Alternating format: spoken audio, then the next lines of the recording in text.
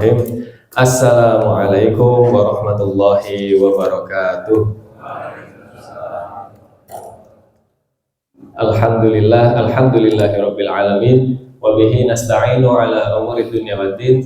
Wassalatu wassalamu ala asrafil anbiya'i wal mursalin wa ala alihi wa ashabihi ajma'in, amma ba'du. Pertama-tama marilah kita panjatkan puja dan puji syukur kita kehadirat Allah Subhanahu wa taala yang alhamdulillah hingga malam ke-21 gitu. Malam 21 ini alhamdulillah kita masih diberi nikmat sehat, kita masih diberi nikmat sempat, kita masih diberi kesadaran dalam hati kita untuk menjalankan sholat isya dan sholat tarawih berjamaah di masjid. Alhamdulillah. Shalawat beserta salam semoga selalu tercurah kepada junjungan kita Nabiullah Muhammad Sallallahu Alaihi Wasallam, yang insya Allah nanti di hari kiamat kita ombyoan ya, mlebet swarga atas dasar syafaat dari Rasulullah Sallallahu Alaihi Wasallam. Amin. Jamaah Masjid Al-Muhtadin yang dirahmati Allah, alhamdulillah kita sudah melewati 2/3 dari bulan Ramadan. Ini udah bulan hari ke-21 gitu. 22. Oh, diprotes kali ibu-ibu. Salah, beda hitungan, Bu.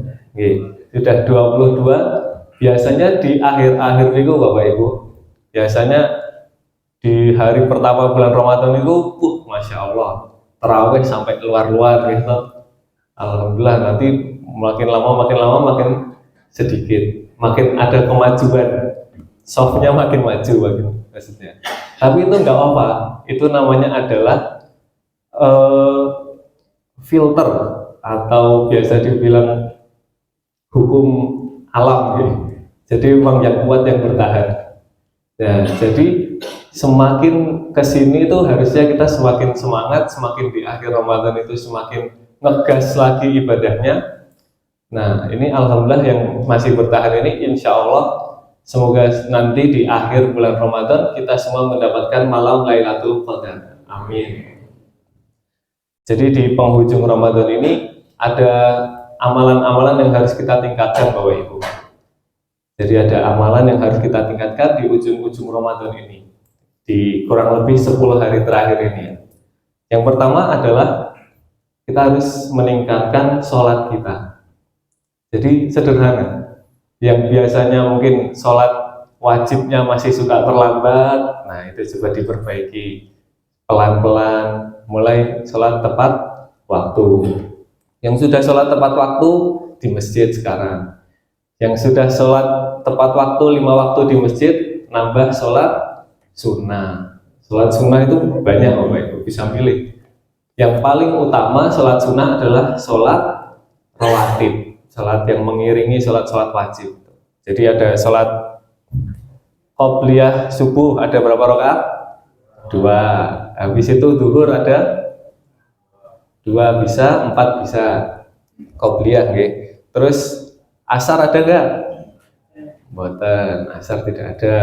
Maghrib ada ba'diyah 2 rakaat dan isya 2 rakaat. Nah, ba'diyah isya 2 rakaat itu keutamaannya lebih utama daripada salat tarawih Bapak Ibu. Jadi levelnya itu lebih tinggi sebenarnya. Jadi kalau ada orang yang ikut salat tarawih tapi kok kelupaan nggak salat ba'diyah, itu sebenarnya rada rugi gitu. Disuguhi sate ayam sama sate kambing, milih sate ayam tok gitu. Padahal bisa dua-duanya. Okay? Jadi itu sebenarnya bisa dua-duanya. Nah, itu Bapak Ibu. Jadi kita harus lebih semangat lagi sholatnya. Di musola saya itu, kalau saking keresan mriki, di musola Babul Janah itu ada geng sekarang. Menjelang puasa ini, anak-anak sudah pada libur sekolah, ada geng tidak berbahaya tapi namanya geng sholat. Nah itu anggotanya itu anak-anak kelas SD, kelas 4, kelas 5, kelas 3, kelas 4 lah. Jadi termasuk adik saya namanya Muhammad Al-Fatih. Nah, dia si Fatih ini pemimpin geng sholat. Geng sholat ini kerjaannya apa? Kerjaannya kalau sudah menjelang sholat, dia untuk ke musola adzan. Jadi ada 5 orang ini rebutan adzan. Nah, ini bagus Bapak Ibu. Cuman ya namanya anak-anak toh belum tahu waktu. Pernah suatu ketika kejadian saya sama Bapak Ibu saya bertiga lagi setelah sholat maghrib itu di rumah lagi makan santai. Tiba-tiba adik saya si Fatih tadi tiba-tiba lari keluar rumah. Paling dikiranya main, kita kalem ditinggal, oh main paling. Beberapa menit kemudian musola dekat rumah saya ada. Si Fatih itu ada ternyata. Padahal Isya masih kurang 10 menit.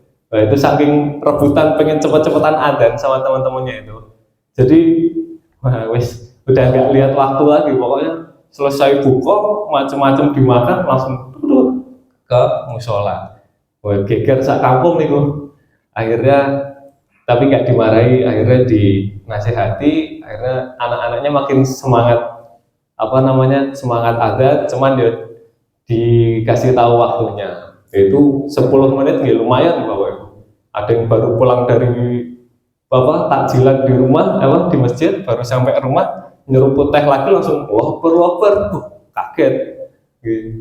Itu makanya anak-anak itu harus kita didik, kita ajari sedemikian rupa sehingga dia nggak takut ke masjid tapi juga tidak menyalahi aturan. Nah itu tadi sholat harus kita tingkatkan lagi. Yang kedua adalah baca Al-Quran atau tadarus. Di sini setelah tarawih wonten tadarus ada. Sudah sampai juz berapa? Sudah khatam. Masya Allah. Alhamdulillah. Nah itu di akhir-akhir ini 10 hari terakhir di bulan Ramadan ini harus kita tingkatkan lagi bacaan Al-Qur'annya. Mas kalau mboten saged baca Al-Qur'an ya surat apa yang dihafal diulang-ulang. Misalkan Anas hafalnya kulhu ya udah 3 itu diulang-ulang. Ada yang hafalnya Yasin ya udah Yasin diulang-ulang. Mas kalau mboten hafal ayat-ayat surat nggak hafal semua ya udah mendengarkan karena eman-eman 10 hari ini. Misalkan kita kok dilalah kita dapat Lailatul Qadar pas lagi baca surat Al-Baqarah, satu malam langsung satu Al-Baqarah selesai, dihitung 1000 bulan. Jadi 1000 bulan kita baca Al-Baqarah nggak rampung-rampung. Nah itu perlu, salah satu keistimewaannya dari umatnya Kanjeng Nabi itu usianya mungkin nggak sepanjang umat-umat Nabi sebelumnya, cuman ada bonus-bonus seperti itu yang seperti Lailatul Qadar atau mungkin diampuni dosa-dosanya. Itu menjadi keutamaan dari umatnya Nabi besar Muhammad Sallallahu Alaihi Wasallam. Nah selain ngaji itu juga kita perbanyak lagi taklim, kita ikuti kajian-kajian yang ada. Insya Allah kalau reguler di bulan Ramadan itu normalnya 3 kali habis subuh, menjelang berbuka, sama menjelang taraweh. Sudah 3 kali dalam 1 hari. Kalau di hari-hari biasa mungkin seminggu cuma sekali atau seminggu 2 kali. Nah ini kita maksimalkan. Nah tadi pertama sholat, kedua membaca Al-Quran, yang ketiga adalah bersedekah. Jadi Bapak Ibu, Rasulullah SAW itu waktu di bulan Ramadan sedekahnya diibaratkan seperti angin. Jadi buat calcul gitu. Pokoknya ada yang bisa disedekahkan, sedekahkan. Jadi itu keutamaannya bersedekah di bulan Ramadan itu besar sekali.